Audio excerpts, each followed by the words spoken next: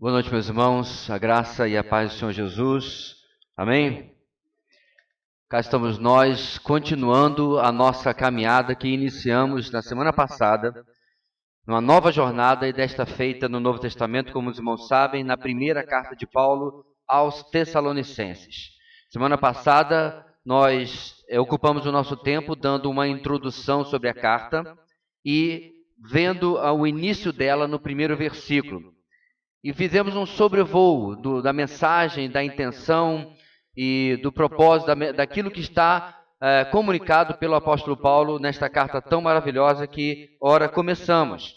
E já neste sobrevoo nós já deixamos claro qual ou foram as intenções do apóstolo, qual as mensagens que ele comunicou e qual o tema desta carta. Eu quero lembrar aquilo que vimos na semana passada, a mensagem central, o tema de 1 aos Tessalonicenses.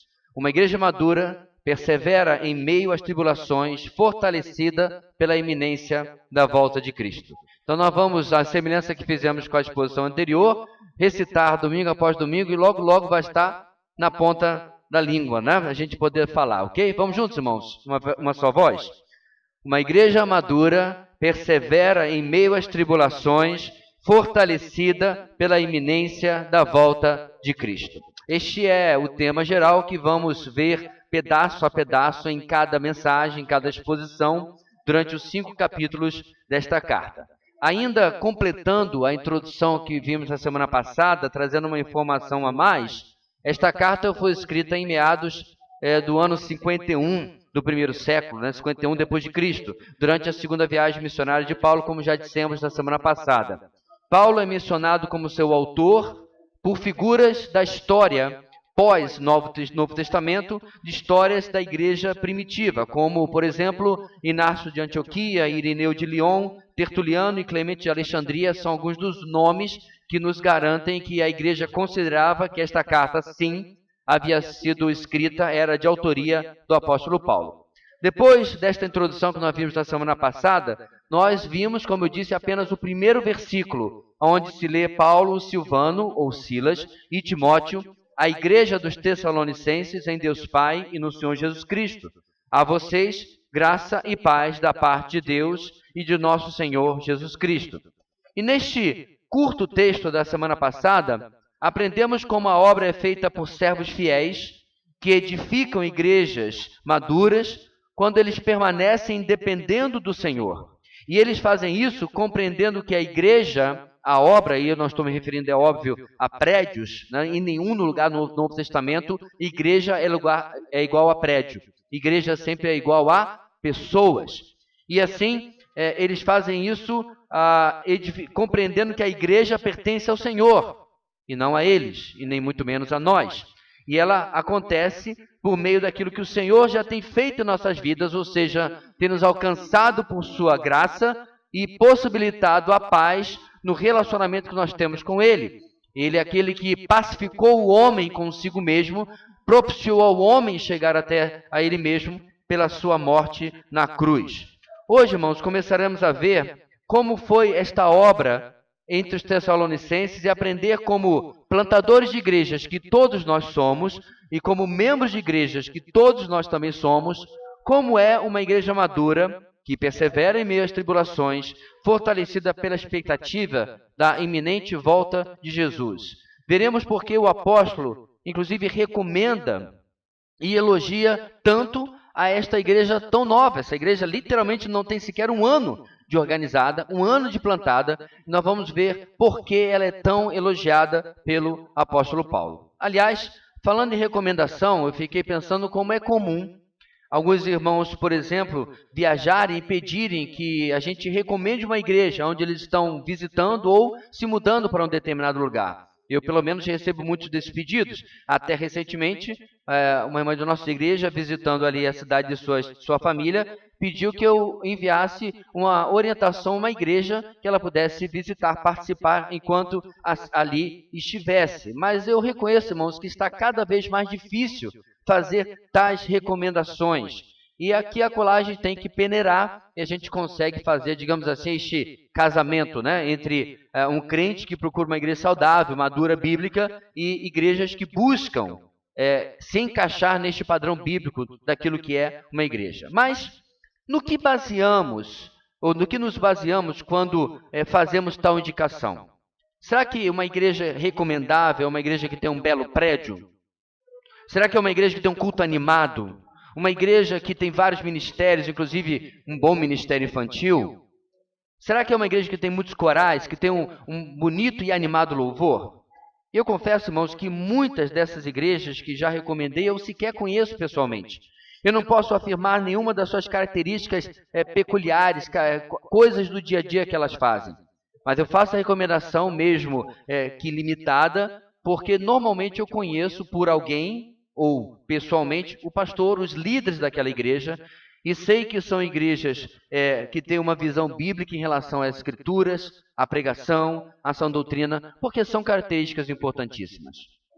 Contudo, Paulo usava de outros critérios, inclusive para falar de uma igreja que ele de fato conhecia. Eu diria que Paulo usava um outro padrão de avaliação, um padrão bem bíblico, um padrão que funciona como aquilo que vai originar outras características que muitas vezes nós podemos dizer que essas mostram que esse padrão está funcionando. Porque se uma igreja possui realmente uma pregação bíblica e uma seriedade com a doutrina bíblica, nasce nessas características que Paulo vai mencionar para nós hoje. E quais são esses critérios de Paulo? Se alguém fosse visitar a Macedônia, mais especificamente a parte sul, perto da Caia, no litoral, Paulo provavelmente recomendaria uma visita à igreja dos Tessalonicenses. E a razão é a seguinte, e esta é a nossa grande ideia de hoje. Igrejas maduras geram gratidão por sua vida cristã no padrão bíblico.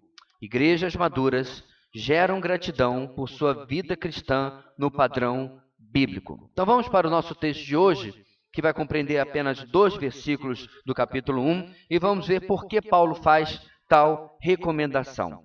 Vamos ler, irmãos, 1 Tessalonicenses, capítulo 1, versículos 2 e 3. Para pegar o fio da meada, vamos incluir o 1, certo? Começar do 1 e até o versículo 3. Creio que sua Bíblia já está aberta. Diz assim a palavra do Senhor a uma só voz. Paulo, Silvano e Timóteo, à igreja dos Tessalonicenses, em Deus Pai e no Senhor Jesus Cristo. A vocês, graça e paz da parte de Deus e de nosso Senhor Jesus Cristo. Sempre damos graças a Deus por todos vocês, mencionando-os em nossas orações. Lembramos continuamente, diante de nosso Deus e Pai, o que vocês têm demonstrado, o trabalho que resulta da fé, o esforço motivado pelo amor e a perseverança proveniente da esperança em nosso Senhor Jesus Cristo. Igrejas maduras geram gratidão por sua vida cristã no padrão bíblico. Reparem, meus queridos, que aquilo que nós acabamos de ler, do motivo da gratidão do apóstolo Paulo, não inclui absolutamente nenhuma das características que eu mencionei antigamente. Essa igreja sequer poderia ter um prédio, porque no primeiro século o cristianismo ainda era proscrito, em grande parte dele, do primeiro século, pelo próprio Império Romano. Até mesmo da parte dos judeus ele era perseguido. Como ter um prédio? Ela não tinha corais, os corais não sequer tinham sido inventados. Ela não tinha departamento infantil. Ela não tinha um culto animado, ela não tinha muitos instrumentos, ela não tinha nada das coisas que as pessoas usam como critério hoje para avaliar se uma igreja é bíblica ou não. Interessantemente, também não se diz aqui, eu fui naquela igreja e eu fui bem tratado. Não é isso que as pessoas às vezes dizem? Nossa, eu fui na igreja, que igreja legal. E foi, as pessoas me abraçaram, eu fui bem recebido, fui carregado nos colos, eles gritavam meu nome. Nada disso tem no nosso texto. Veja que Paulo vai a assuntos ou razões mais basilares, mais fundamentais. Da onde se espera, irmãos, que aí sim, questões como aquelas que nós gostamos de ver em igrejas possam surgir. Mas se não surgirem dessas razões, elas são fabricadas de maneira artificial e não de maneira bíblica. Portanto, nós temos que examinar a palavra de Deus e perceber o que para o apóstolo Paulo eram as características que tornavam essa igreja uma igreja recomendável, uma igreja no padrão bíblico. Em primeiro lugar, hoje, irmãos, no versículo número 2, nós vamos aprender o seguinte: uma igreja madura gera gratidão naqueles que investem nela. Uma igreja madura gera gratidão naqueles que investem nela. Vamos reconhecer que Paulo é famoso por sua firmeza e também por sua dureza. Ele não é exatamente o apóstolo João, o apóstolo do amor. Ele não é uma pessoa grossa, mas ele era uma pessoa firme e às vezes até dura. E é fácil tais características das pessoas saltarem mais a atenção do que outras, como, por exemplo, amabilidade, doçura, ternura, amor. Isso porque, irmãos, nos incomodamos quando as pessoas são firmes conosco, até quando estamos errados e até quando precisamos dessa firmeza. Nós não gostamos de pessoas que nos chamam, que nos alertam, que nos confrontam. E geralmente nem percebemos que nisso também existem atos de amor, de cuidado, de ternura das pessoas. Mas o nosso erro está em achar que as coisas, as duas partes, não podem andar juntas. E o próprio apóstolo Paulo aos Efésios orienta o seguinte: antes, seguindo a verdade, em amor, cresçamos em tudo naquele que é a cabeça, Cristo. Ou seja, amor e verdade não são completos, um sem o outro. Pelo menos não no Evangelho de Cristo. Assim, apesar de Paulo elogiar e manifestar sua gratidão por esta igreja, logo seguirão diversas verdades que ele vai trazer, que são também confrontadoras. Ao justificar a sua gratidão, quando ele vai explicar a sua gratidão no versículo 3, como nós veremos nos pontos seguintes, Paulo, irmãos, também está comunicando verdades. Ou seja, se não fosse isso, vocês não seriam motivo de gratidão. Duro, mas é algo verdadeiro. Em todo elogio, em toda manifestação de gratidão, eu posso perceber que o trabalho, o investimento, o compromisso me levaram a ser percebido assim. E isso não é opcional. Se eu deixo de fazer o trabalho, se eu deixo de ser a pessoa que está sendo elogiada, o elogio cai por terra, ele deixa simplesmente de existir. Quando um chefe elogia, por exemplo, seu trabalho, embutido neste elogio, está sendo dito nas entrelinhas: este é o padrão de excelência e profissionalismo que eu espero de você. Continue assim. Daí o elogio. Então, quando alguém diz: meu irmão, você é um homem de oração, não é? Que bênção. Subentendido está: continue assim. Você é uma pessoa que se importa com os outros. É tão bom ver como você cuida de pessoas. Subentendido está: continue assim. Assim, meus irmãos, quando Paulo traz essas recomendações, ele está dizendo a esta igreja: presta atenção como é bom que vocês estejam fazendo a coisa certa. Em nosso texto é importante perceber também que todos os três remetentes, Paulo, Silas, Silvano e Timóteo, estão juntos em dar graças a Deus. Não é apenas um nós, por força de expressão, não, um nós editorial, uma licença de um escritor, que geralmente ele prefere usar o plural, nós, em vez de eu, por um certo tom de humildade. Não, realmente Paulo está mostrando como eles e sempre estavam unidos e unânimes, dando gratidão por esta igreja. E certamente, essa igreja, meus irmãos, era um bálsamo para esses três obreiros fiéis. Como nós já falamos na semana passada, quando você trabalha com gente e o seu trabalho tem retorno, tem resposta, tem eco, isso é extremamente gratificante. E esta era uma igreja gratificante para esses três obreiros. Não há como não pensar na diferença, por exemplo, que eles encararam na experiência com as igrejas da Galácia ou com a igreja de Corinto. Igrejas que causaram, irmãos, profunda tristeza ao apóstolo. Ao rejeitar, por exemplo, Gálatas, ou a Galácia, rejeitaram o evangelho e trocá-lo por um falso evangelho. Ou os coríntios por rejeitar o próprio apostolado de Paulo e rejeitar as suas advertências e as suas alertas também, dando preferência a outros que também haviam investido na igreja, fazendo partidarismo, fazendo facção. Essas são as situações, irmãos, que infelizmente acompanham o ministério cristão. E é interessante porque nós temos essa ideia absurda de que a igreja primitiva, a igreja do primeiro século, era perfeita. Mas você não está lendo então o Novo Testamento. Porque tanto você tem igrejas que são recomendadas e são motivo de gratidão, como Tessalônica, como você tem igrejas que eram motivos de grande tristeza e trabalho e preocupação dos apóstolos. Também, no versículo 2, além disso, a gratidão deles era voltada para Deus. Paulo está consertando talvez um costume popular daqueles dias, um costume pagão, em agradecer aos deuses. Isso eu não estou inventando, está na literatura. O nosso, graças a Deus, cultural do nosso dia, dias, no mundo antigo, era graças aos deuses. E aí ele deixa claro que a gratidão dele por aquilo que ele via acontecendo em poucos meses em Tessalônica, a gratidão dele era direcionada a Deus e não aos deuses falsos, dos quais os próprios tessalônicos haviam se convertido, como nós vamos ver no próprio capítulo 1 daqui a alguns domingos. Irmãos, esta palavra de relacionamento e gratidão com pessoas aos quais nós servimos, ela não funciona, ela não é apenas para apóstolos. Nem hoje mesmo ela é apenas para pastores ou para missionários.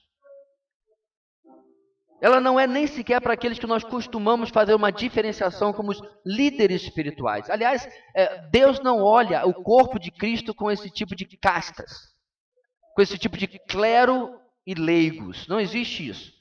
Como eu já falei várias vezes, só existe duas divisões do corpo de Cristo, o cabeça e nós o corpo. O Cordeiro de Deus que tira o pecado do mundo e nós que fomos salvos e resgatados pelo Cordeiro. Ponto. Então, na verdade, esta palavra de gratidão deve compreender todos nós que fomos chamados para servir uns aos outros. Na minha vida cristã, que já passa de 40 anos, quantas e quantas pessoas eu posso relacionar que foram extremamente usados como bênção, me serviram, lavaram os meus pés. Passaram bálsamo, unguento nas minhas feridas espirituais. Me carregaram no colo quando não conseguia andar sozinho. E por que fizeram isso? Para que eu faça com outros. Para que eu sirva a outros também. Então a lição, meus irmãos, é que nós devemos ser gratos a Deus pelas vidas que Ele toca por intermédio do nosso ministério, do nosso serviço. Devemos ser gratos a Deus como Ele pode nos usar para abençoar vidas. Porém, nem sempre, preste bem atenção, nem sempre você servirá pessoas como os tessalonicenses, que no nosso texto irão ser motivo de alegria e gratidão. Às vezes é bem contrário. Mordida de ovelha, ferida, fogo amigo de irmãos é algo real. O apóstolo Paulo que nos diga. E nós temos visto, irmãos, baixas nas fileiras, até de pastores que desistem do ministério por causa de reação de determinadas igrejas. Agora, meus irmãos, nós sabemos muito bem que Paulo não desistiu do seu ministério, muito pelo contrário, o seguiu até o resto da sua vida. Mas se porventura isso tivesse acontecido com o apóstolo Paulo, ele poderia dizer, eu estou desanimado do ministério. Eu estou desistindo do ministério, mas não é por causa da igreja de Tessalônica, muito pelo contrário. Então, meus irmãos, que nós sejamos aqueles que geram gratidão na vida das pessoas que investem na nossa vida, que nós possamos ver as pessoas também da mesma maneira. Mesmo que haja alegria em vidas que investimos e que correspondem positivamente, elas não são nem sequer o principal motivo pelo qual nós servimos. O Senhor Jesus é. Mesmo que haja tristeza e decepção por vidas que jogam fora o que é investido em suas vidas, isso não deve nos desanimar, porque também fazemos em primeiro lugar para o Senhor e não para homens.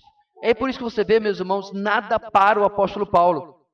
Ele não entra em estado de contemplação e para de servir porque agora está todo... Vou ficar em Tessalônica, daqui eu não saio, daqui ninguém me tira. Não, ele segue adiante e nem desanima quando ele encontra obstáculos mesmo dentro da igreja. Porque os olhos deste irmão e desses irmãos estão fitos na pessoa do nosso Senhor. Finalmente, meus irmãos, eu quero deixar nesse primeiro ponto que gratidão é um remédio para a murmuração. Seja grato por tudo. Seja grato por cada coisa que as pessoas fazem investindo na sua vida. Tal noção, meus irmãos, é tão importante que esta carta de irmãos que passam por tribulações vai ouvir de Paulo lá no último capítulo, Paulo dizendo para eles, em meio aos problemas, deem graças em todas as circunstâncias.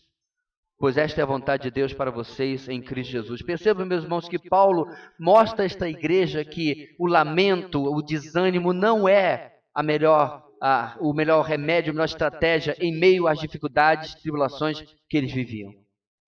Assim como o próprio apóstolo Paulo e todos os irmãos daquele tempo que pregavam o evangelho passavam por problemas e tribulações, ele mostra que a alegria do Senhor, texto do Antigo Testamento, era a sua força. Era aquilo que os impulsionava cada vez mais. Certa feita eu conversava, inclusive, com um colega que ele falava que o pastor ou o líder espiritual, de qualquer maneira, de uma igreja, aquele que trabalha com pessoas, e enquanto ele ficar se concentrando naqueles que não dão certo, ele está fadado ou cavando um espaço para o desânimo, para a desistência. Porque, meus irmãos, no meio de alguns coríntios, sempre tem os tessalonicenses. Sempre tem aqueles que respondem. Sempre tem aqueles que retornam de forma grata aquilo que está sendo investido na vida deles. Mas continuando, será que Paulo, falando em nome dos seus companheiros, explica a razão de tal gratidão? Será que ele justifica? Ele irá, meus irmãos, discorrer por diversos motivos da sua gratidão até o final do capítulo. Até o final do capítulo 1, até o verso 10. Mas neste domingo, nós vamos ver apenas a primeira parte, nas quais Paulo vai falar 3 razões porque ele porque ele é grato por esta igreja. Ele começa a explicar essa gratidão dizendo o seguinte: lembramos continuamente diante do nosso Deus e Pai o que vocês têm demonstrado. Em seguida, Paulo baseia sua avaliação num tripé: fé, amor e esperança. E se você está puxando a memória dizendo assim, eu já ouvi isso em algum lugar, você está certo. Em 1 Coríntios 13, carta que foi escrita inclusive depois de Tessalonicenses, Paulo escreveu: assim permanecem agora esses 3, a fé, a esperança e o amor. O maior deles, porém, é o amor. Na teologia paulina, na verdade, irmãos, em toda a teologia do Novo Testamento, esses 3 elementos são a essência, o resumo, a base de todo pensamento e prática cristã. Da fé, do amor e da esperança vão surgir tudo aquilo que nós cremos.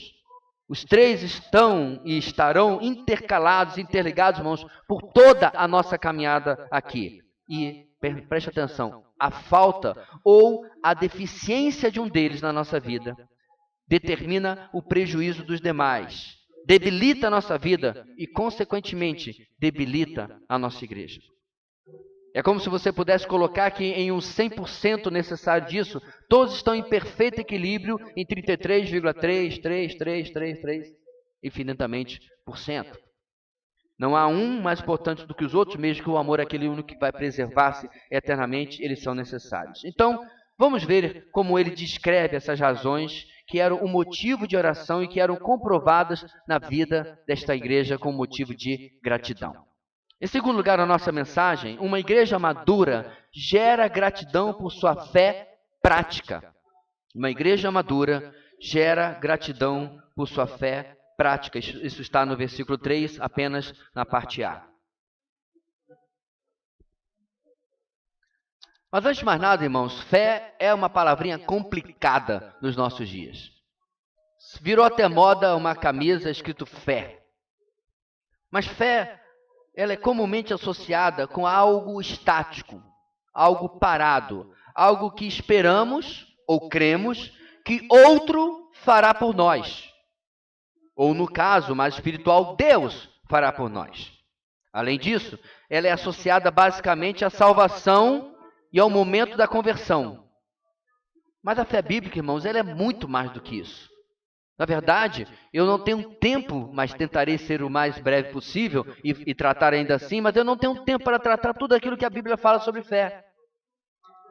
Eu poderia ficar neste domingo apenas neste ponto e falar mais 40 minutos sobre fé e eu ainda não cobriria tudo. Mas para que nós não pensemos, irmãos, de uma maneira superficial, vamos tentar nos aprofundar.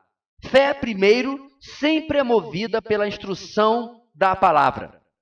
Romanos capítulo 10, versículo 17 nos diz, consequentemente, a fé vem por se ouvir a mensagem e a mensagem é ouvida mediante a palavra de Cristo. Ou seja, se a fé desta igreja está sendo recomendada, a conclusão óbvia é: esta era uma igreja cheia da palavra de Deus.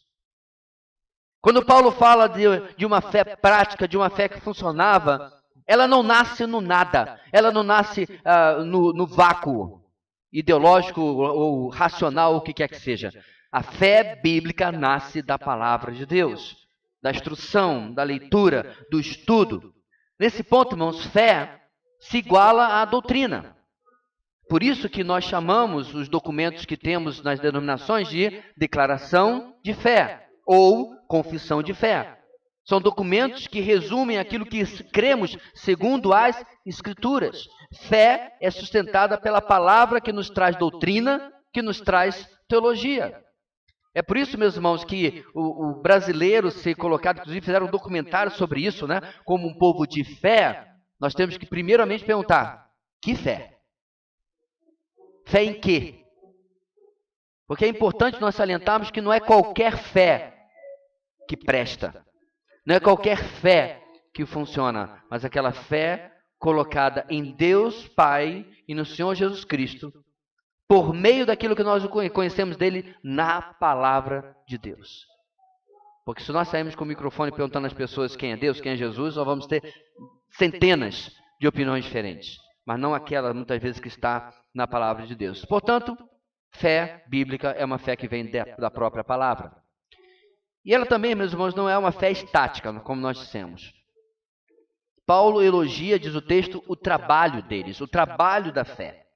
A versão Almeida, revista atualizada, traduz como a operosidade da vossa fé. E qual é a palavra que Paulo usa aqui, meus irmãos? Isso é muito importante, preste atenção. Paulo usa aqui a palavra grega que depois ele usaria na carta aos Efésios, capítulo 2, versículo 9. Lembra desse texto? Não pelas obras. Mesma palavra, mesma raiz. Ao dizer nesse texto que nós não somos salvos pelas obras. Mas também é a mesma palavra que ele usa no verso seguinte, no verso 10. Porque somos criação dele, criação de Deus, realizada em Cristo Jesus, para fazermos boas obras, as quais Deus preparou antes para nós as praticarmos. Em outras palavras, irmãos, os tessalonicenses estavam vivendo e operando a fé que comprovava a sua salvação, que atestava o novo nascimento, que confirmava que realmente criam, que foram alcançados pela palavra de Deus, pela sã doutrina, pelo ensino sobre Deus. A fé deles funcionava porque a fé falsa, antiga, pagã dos deuses greco-romanos havia sido substituída pela fé no Deus vivo e verdadeiro, que inclusive Paulo fala no primeiro capítulo também. Isto é, meus irmãos, a fé operosa, viva, que trabalha, estava presente nesta igreja. Paulo, portanto, concorda com o que Tiago já disse também, quando falou que a fé sem obras é morta. A fé dos Tessalonicenses não era uma fé morta. Era uma fé operosa, uma fé que trabalhava, é uma fé que funcionava. Portanto, essa fé não diz respeito apenas, irmãos, ao momento da nossa conversão. A entrada pela chamada porta estreita, com absoluta certeza, vimos hoje na IBD, é pela fé. Mas a fé que Paulo fala aqui é por toda a caminhada cristã, por toda a nossa vida. Queridos, a operosidade da nossa fé começa na constante transformação pessoal, no constante melhoramento da nossa vida espiritual. Ela começa em uma vida que não para em algum momento. Muitas vezes algum cristão se converte logo depois daquela experiência de ter encontrado o Senhor, de ter a sua vida transformada. Paulatinamente ele vai perdendo gás e vai entrando numa um modo de manutenção, de mesmice. Mas isso não é a fé bíblica. Ela está sempre inconformada com o seu estado espiritual. Ela não importa que ela tenha chegado a algum patamar ou algum lugar, porque ela entende que Deus deseja mais dela e que Deus tem mais para ela. A fé bíblica é uma fé em constante crescimento, em constante, eu posso emprestar esta palavra, evolução.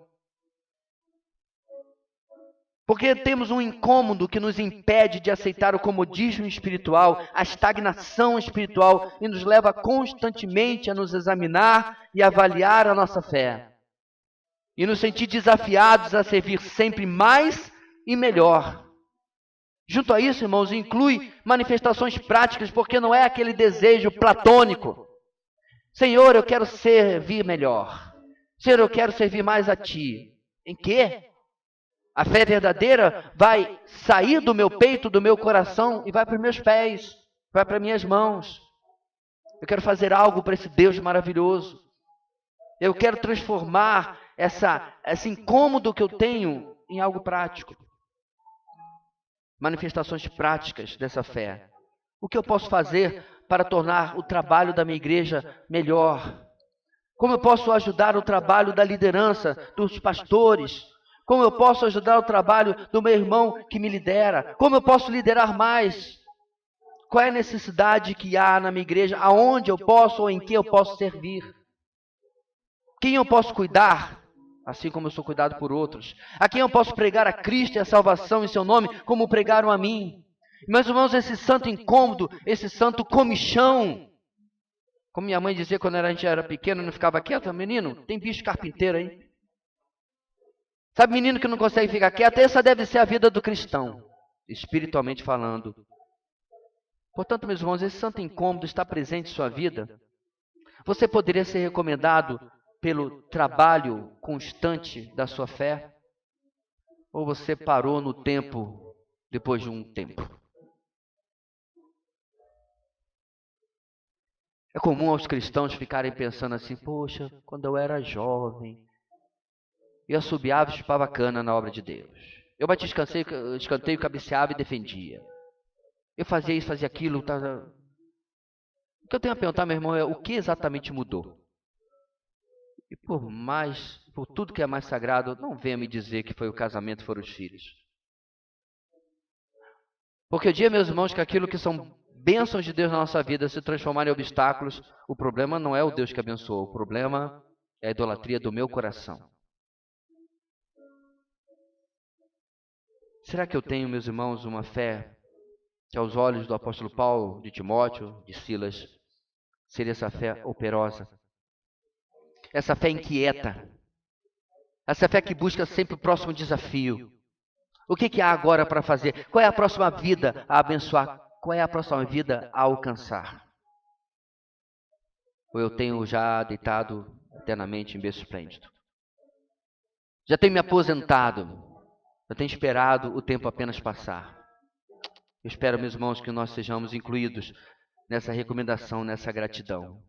J.I. Packer falou o seguinte: sua fé não falhará enquanto Deus a sustentar. Você não é forte o suficiente para cair enquanto Deus está decidido a sustentá-lo. Portanto, meus irmãos, essa fé é alimentada quando eu tenho esse relacionamento constante com o Senhor. Porque nós servimos ao Deus em missão. O Deus que não para. Com certeza, Ele não tem parceria com quem não está desse mesmo jeito. No mesmo verso 3, Paulo menciona a segunda razão do seu elogio a esta igreja. O esforço motivado pelo amor. Em outra tradução, está escrito, a abnegação do vosso amor. Em outra ainda, seus atos de amor. Terceiro ponto da nossa mensagem é o seguinte: uma igreja madura gera gratidão por seu amor servil. Uma igreja madura gera gratidão por seu amor servil. Como uma evidência e acompanhamento dessa fé que trabalha, que age, que opera, está uma igreja amorosa. E o amor bíblico, irmãos, também precisa ser redefinido para nós, tal como nós fizemos com a fé, porque ele é muito modificado, a palavra amor é muito modificada e feita de maneira extremamente rasa no mundo de hoje. É claro que você pode usar a palavra amor para dizer coisas distintas. Eu amo bife à milanesa, eu amo sorvete, eu amo viajar. Também você pode dizer que eu amo meu filho, eu amo a minha esposa e os amores são diferentes. É claro que esta é uma palavra muito versátil, mas nós não podemos, irmãos, usar nenhuma dessas definições de amor para entender o que Paulo está dizendo aqui. O amor bíblico, primeiro, é um amor que nasce porque somos primeiramente amados. Não é um amor que nasce, por exemplo, quando alguém se apaixona por outro e o outro às vezes nem sabe que tal pessoa existe. Se eu estou falando de você, eu não sabia. É comum, muitas vezes, alguém se apaixonar por outro e mostrar o seu interesse, cortejar ou bater os cílios e provocar o retorno do outro lado.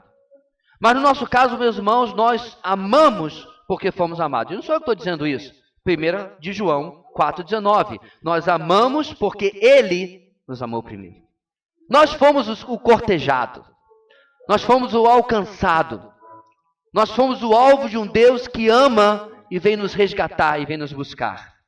Nós éramos inimigos, estávamos debaixo da ira de Deus, e não venha com a história de que não, eu estava procurando Deus. Não, não estava. Você estava procurando uma noção de Deus que você tinha na mente. Mas o Deus verdadeiro, o Deus eterno, o único Deus, Ele que nos busca. Não somos a origem deste amor, somos os que refletem esse amor. Porque quando éramos, irmãos, seres impossíveis de ser amados, fomos amados. E assim fomos, meus irmãos, desde que conhecemos o Senhor. Na verdade, nós somos assim desde antes de conhecer o amado de nossas almas. Ele nos ama eternamente. E tem um dos versículos, irmãos, também do apóstolo João, só que agora em Apocalipse, que é um dos que eu mais gosto na Bíblia.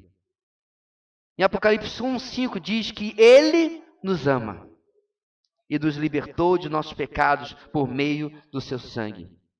Irmãos, como sermos alvo de tanto amor e, por outro lado, sermos mesquinhos, avarentos, egoístas, de não passar isso adiante. Portanto, o amor cristão é algo contagiante, algo transmissível por aquele que foi alcançado por ele. É como se fosse um jorrar que vem em nós e não há como represar, não há como parar. Aí a pergunta que vem é, então como conseguimos? Quando nós não reconhecemos o tamanho do amor que somos amados. De novo, voltando, irmãos, para o amor romântico, só para fazer um paralelo, não é comum quando alguém está num novo relacionamento e você notar que a pessoa ri de bobo, né? Ela não sabe, ela não cabe dentro de si. Porque ela descobriu um relacionamento novo, ela descobriu a sua paixão, descobriu a pessoa da sua vida. Infelizmente, meus irmãos, aquilo que o Senhor fez por nós começa a desbotar na nossa mente, perder o impacto na nossa mente e nós não percebemos como somos amados por Ele. Agostinho costumava dizer que você quer saber quanto você vale? Você vale um Deus crucificado. Lembrar da cruz, daquilo que foi feito por nós, meus irmãos, precisa ser um exercício diário na nossa vida. Em outras palavras, o Evangelho tem que ser pregado a mim. Eu tenho que pregar a mim e você a si a cada dia, para que nós possamos compreender o tamanho deste amor. Eu creio que Paulo fazia isso, porque aos Coríntios ele vai escrever o quê? O amor de Cristo nos constrange. A fé que mencionamos antes é alimentada por esse amor, dizendo assim, eu não posso ficar parado diante do Deus que eu sirvo. Eu não posso apenas querer ser objeto de bênção, receber apenas diante do Deus que tanto me amou. Mas este amor também, meu irmão, em segundo lugar, é diferente porque ele é uma decisão e não uma emoção. Uma vez que o amor de Cristo nos constrange, como eu mencionei, 2 Coríntios 5,14, ao entendermos que ele morreu...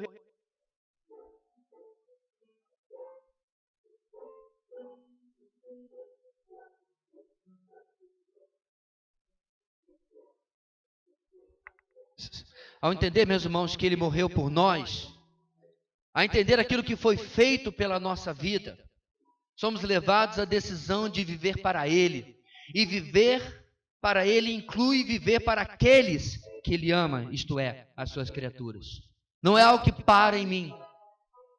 Não é eu ficar aqui embebecido pelo amor de Deus. Mas vendo este amor em minha vida, eu vou passar adiante. E tal decisão, meus irmãos, sempre se traduz em doação. Eu dou do meu tempo, eu dou da minha atenção, eu dou dos meus dons, dos meus talentos, dos meus bens, eu dou da minha própria vida, eu dou do meu próprio ser. Em outras palavras, irmãos, amor é igual a dar. É um amor que age, que sustenta tudo que conspira contra ele, fazendo a coisa certa. Fazendo aquilo que às vezes as pessoas não esperam. É aquele que luta contra a correnteza. Daquilo que se espera de alguém que às vezes não é amado, que não é cuidado, que não é tratado. É por isso, meus irmãos, que a tradução desse texto vai trazer expressões como esforço motivado pelo amor. Vai trazer abnegação do vosso amor. São expressões que não comunicam algo fácil. São expressões que não comunicam algo natural, mas comunicam um exercício difícil, um exercício que nos tenta desistir. O que nós estamos vendo aqui, meus irmãos, é que o amor que Paulo está dizendo aqui, é o amor que tudo conspira contra ele, mas ainda assim ele continua adiante. A correnteza que vem de Deus e inunda a minha vida é tamanha, tem tal força, que eu não consigo parar. Mas por que eu paro? Por aquilo que eu já falei. E começo a perder a noção daquilo que foi feito por mim. Os Tessalonicenses estavam tão maravilhados, irmãos, pela cruz de Cristo. Tão maravilhados pela obra do Senhor, que eles não conseguiam reter ou parar, e eles mostravam seu amor às pessoas.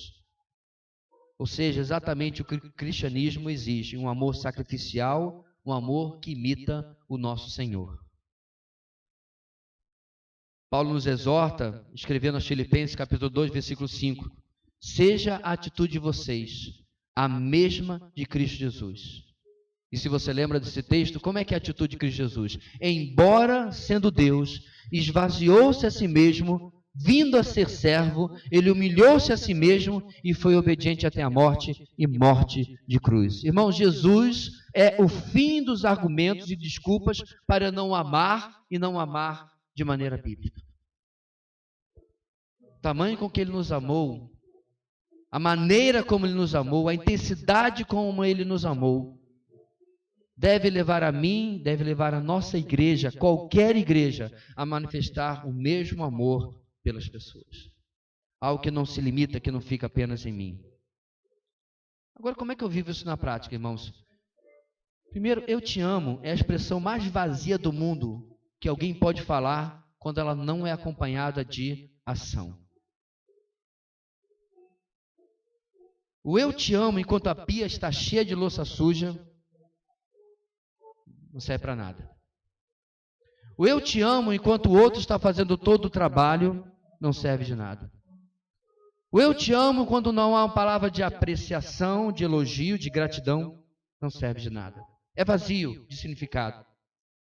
Porque se eu amo ao Senhor, a prova é a obediência aos seus mandamentos. João 14, 21 diz, quem tem os meus mandamentos e lhes obedece, esse é o que me ama. O amor ao nosso próximo, irmãos, não é diferente. Da mesma maneira como provamos o nosso amor pelo nosso Deus, obedecendo, nós amamos fazendo. O samaritano, à beira do caminho, quando passou à beira do caminho, não fez declarações de amor ao homem jogado à beira do caminho. Ele não compôs poemas. Ele não fez coraçãozinho com a mão. Ele não deu like. Diz o texto que ele se doou do seu tempo, dos seus recursos, ele serviu. Ele deu de si. Enquanto que os outros, supostamente os religiosos, os respeitáveis, passavam ao largo, se desviavam do homem caído no meio do caminho. Ele serviu a necessidade daquele homem. Então, se o Senhor, meu irmão, lhe traz a percepção, a necessidade de outro irmão, de sua igreja como um todo, ou até mesmo de um desconhecido seu fora da igreja, pouco importa, você transmite o amor de Deus amando de forma prática. É arregaçando as mangas, é botando a mão na massa, é fazendo aquilo que é necessário para esta ou para aquela pessoa. Para realmente servirmos em amor, temos que estar decididos a dar e a doar. Em um mundo que fala muito sobre ajudar os outros e que aplaude muito os que fazem, mesmo que isso seja feito muitas vezes do conforto das redes sociais, das telas de celular e computador, neste mundo os cristãos devem se posicionar diante das necessidades. Primeiro começando com o nosso povo, os domésticos da fé, como o Novo Testamento assim determina, mas também ao nosso próximo que está caído à beira do caminho para Jericó. Tenho falado várias vezes, meus irmãos, que uma igreja realmente não é uma ONG, mas um cristão deveria ser. Em nossa vida prática, nós deveríamos olhar para o necessitado o tempo todo, dentro e fora de nossas igrejas. Alguns dias atrás, eu publiquei num grupo da nossa igreja a foto de uma jovem com sua bebê que precisava de ajuda para o seu TFD, o tratamento fora aqui do domicílio, ela ia para Brasília. Alguns irmãos se pronunciaram. Mas o que mais me impactou, meus irmãos, foi que o nosso problema principal era lá. A assistência a ela, o apoio ao que ela tinha que fazer. E em Brasília, onde era a nossa maior preocupação, eu testemunhei um amor abnegado que comprovava uma fé operosa. Quando os irmãos de uma igreja batista lá encontraram hospedagem para as duas, agasalharam-nas para o frio, levaram para a consulta e depois levaram para suas próprias casas. Essa moça com seu bebê saiu daqui com uma mala. Não satisfeito, esses irmãos de Brasília compraram roupas e ela voltou com 3 malas. E meus irmãos, eu não tinha palavras para comunicar-se com um colega lá e falar o suficiente como eu estava grato e edificado pelo amor que aqueles irmãos demonstraram. Não é difícil, meus irmãos, ver necessidade ao nosso redor.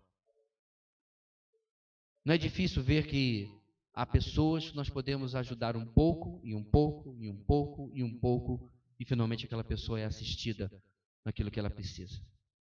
E é claro que eu não estou me referindo a questões materiais apenas. Paulo, em inúmeras vezes nas cartas que ele escreveu, ele fala dos mandamentos de mutualidade. Uma igreja não pode depender de um ou alguns poucos homens para o seu pastoreio. Na verdade, meus irmãos, de uma certa forma, todos nós devemos ser pastores de todos nós. Sermos conselheiros, sermos aquele que tem uma palavra de Deus quando o irmão precisa. Aquele que está perto, aquele que chora junto, que ri junto. O amor, meus irmãos, não pode e nunca vai ser fabricado por programas. Ele precisa vir, como nós vimos hoje, da compreensão de quanto eu sou amado. E eu preciso distribuir isso para as pessoas também. Mas às vezes, irmãos, nossa fé é operosa, nós amamos de forma servil, mas muito do que fazemos aqui, muito do nosso serviço, parece às vezes perda de tempo. As pessoas não valorizam, as pessoas não respondem à altura, as pessoas se endurecem muitas vezes, como inclusive Paulo experimentou com algumas igrejas. Mas ser aquilo que fazemos algo em vão é uma mera percepção errada, é uma mera aparência, é a nossa percepção que está equivocada. Somos levados a isso, geralmente por causa do nosso imediatismo. Queremos que a resposta seja rápida e a nossa percepção nos engana. Porque Paulo escreve aos Coríntios, meus irmãos, que é maior, é depois, é aquilo que espera e descansa no que Deus está fazendo, que muitas vezes não é imediato como nós queremos. Em 1 Coríntios capítulo 15, 2 Coríntios 15, 58, Paulo diz, portanto, meus amados irmãos, mantenham-se firmes e que nada os abale. 1 Coríntios mesmo, desculpe. Sejam sempre dedicados à obra do Senhor, porque vocês sabem que no Senhor o trabalho de vocês não será inútil. Agora olha que interessante, meus irmãos, Paulo escreve isso, se você puxar da memória, em um contexto do capítulo 15, que é um contexto sobre ressurreição. Então o que Paulo está falando? Continuem firmes.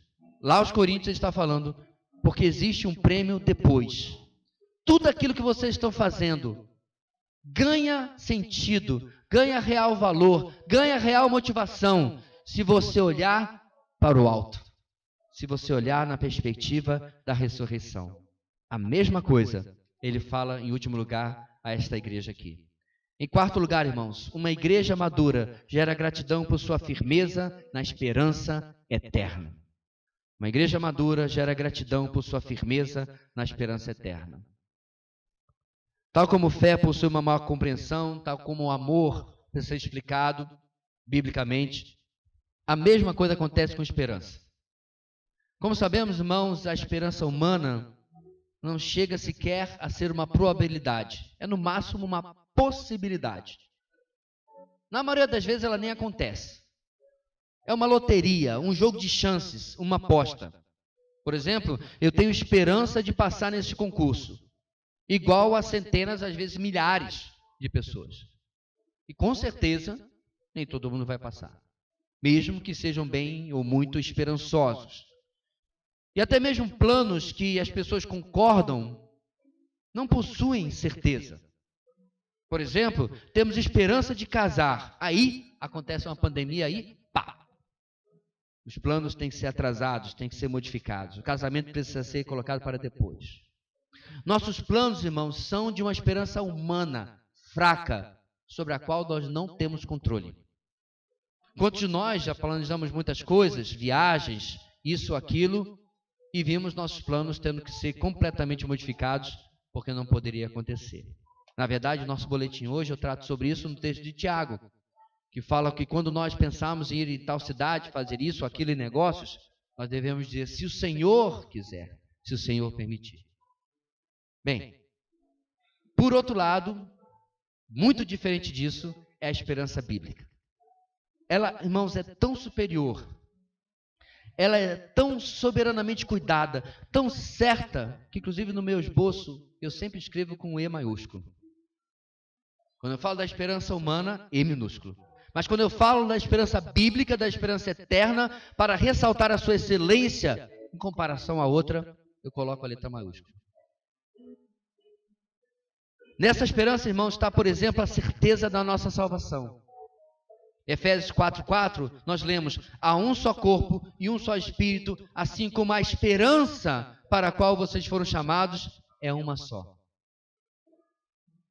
Essa, irmãos, Tito 1:2, esperança, é a esperança da vida eterna, a qual o Deus que não mente prometeu antes dos tempos eternos. Portanto, irmãos, estamos lidando com algo certo, assegurado, confirmado, garantido pelo próprio Deus.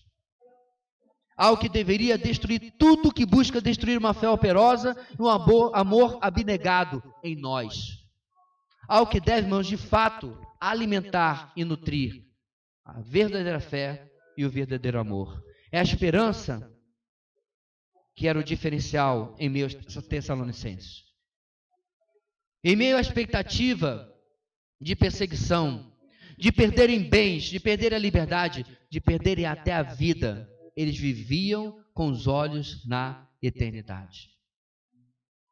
Quantos irmãos estão em nossas igrejas, mas irmãos estão tão apegados a este mundo? Estão tão presos à matéria e aos seus projetos humanos que perderam a perspectiva da eternidade. De fato, meus irmãos, o apóstolo Paulo diz que se a nossa esperança é apenas esta vida, somos entre os homens os mais dignos de pena. Porque tendo sido alcançados por um evangelho que aponta para a eternidade, enfiamos a nossa cara neste mundo, enfiamos a nossa cabeça neste mundo, e perdemos a perspectiva do que Deus deseja fazer nas nossas vidas. Paulo adverte ao jovem Timóteo, 2 Timóteo 2,4, nenhum soldado se deixe envolver pelos negócios da vida civil, já que deseja agradar aquele que o alistou. Contudo, irmãos, muitos de nós são o que a gente pode chamar de agentes duplos. Querem ser soldados do reino, mas também soldados do império das trevas, do materialismo, da sensualidade, da libertinagem, enfim, do pecado, das obras da carne. Trocamos os planos de Deus pelos nossos.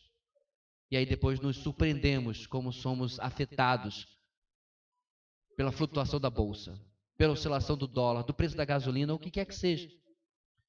Jamais direi, meus irmãos, que essas coisas não atrapalham a nossa vida, mas não podem determinar a saúde emocional e espiritual na nossa vida. Os problemas circunstanciais não são nada. São como se fossem formigas com arcos e flechas tentando jogar contra nós ou atacar-nos. Quando nós estamos firmados, é claro, na eternidade. A esperança imediata da volta de Cristo é o nosso antídoto contra tais manifestações da carne, do mundanismo, do materialismo. Tal como João nos ensina na sua primeira carta, capítulo 4, versículo 1 ao versículo 3.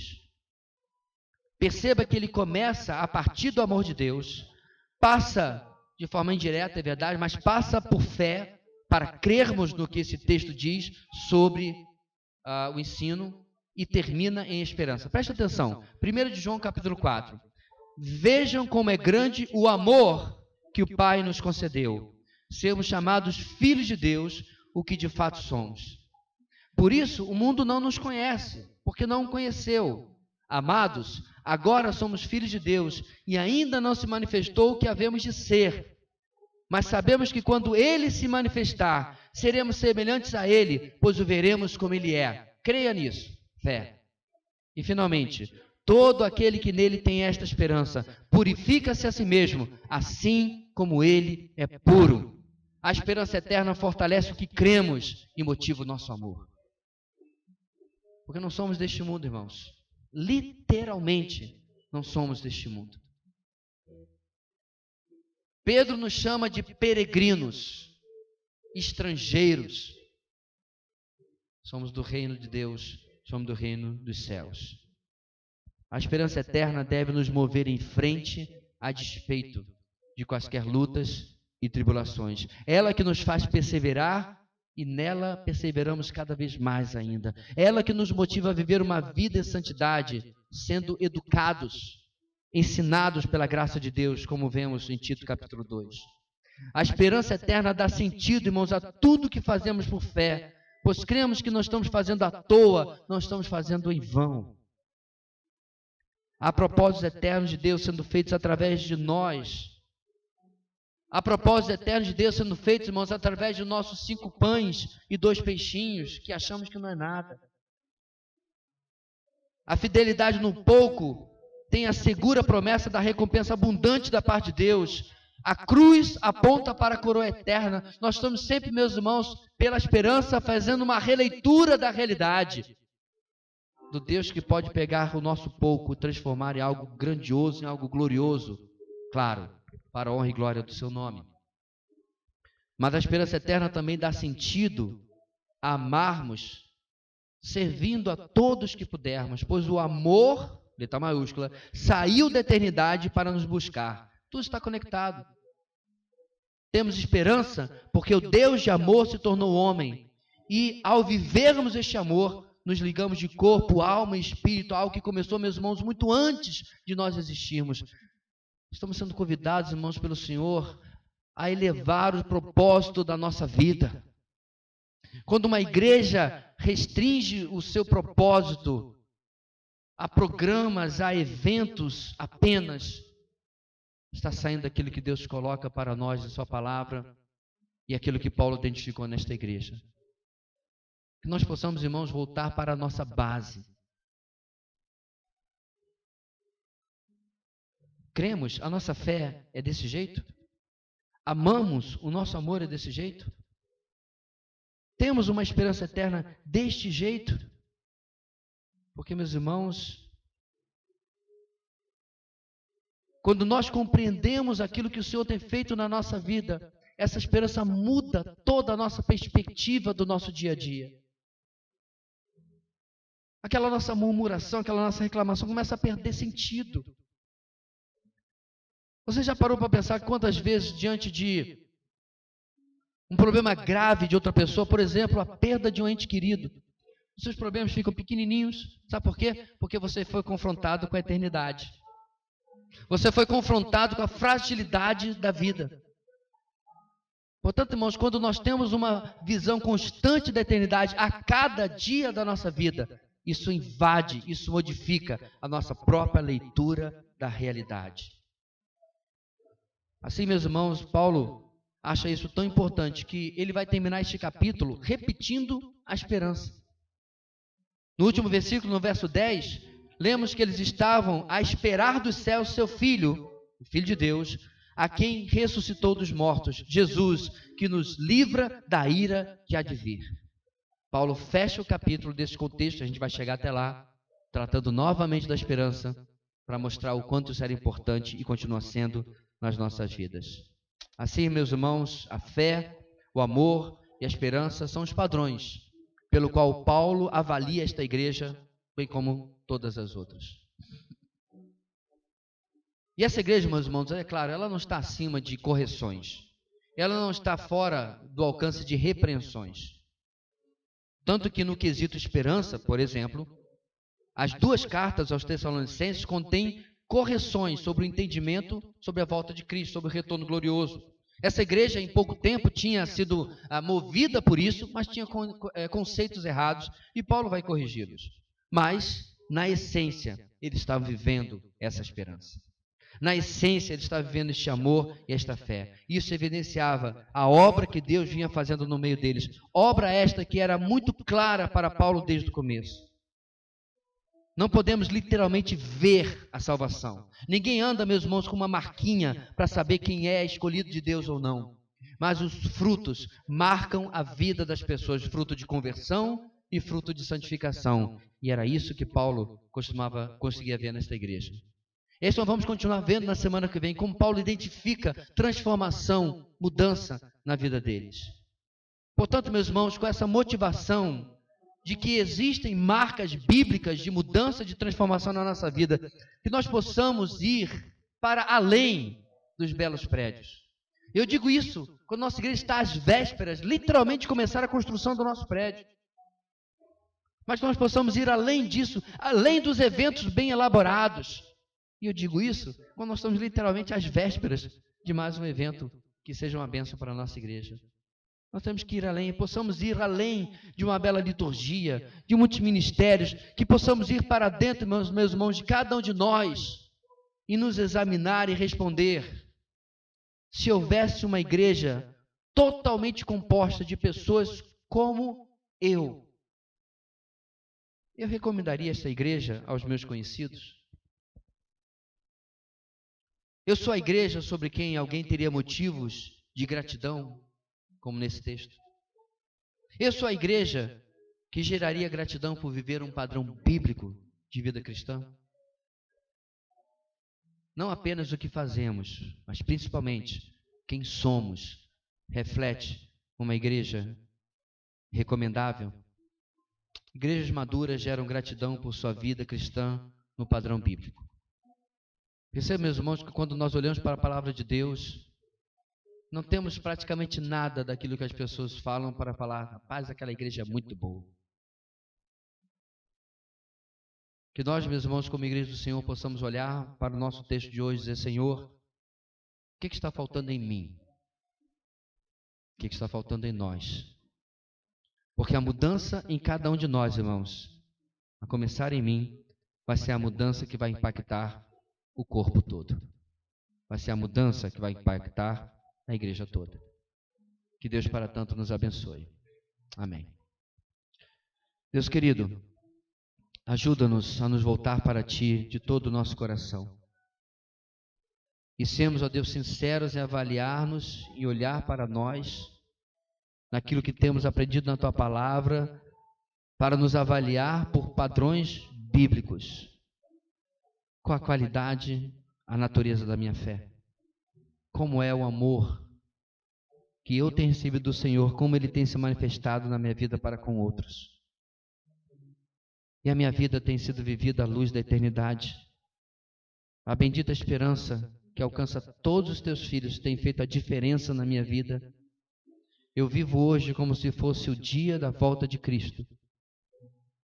Ó Deus, que nós possamos olhar para esses padrões bíblicos e pedir ao Senhor que o Senhor tenha misericórdia de nós e possa produzir cada um deles em nossas vidas. É a nossa oração em nome de Jesus. Amém e amém.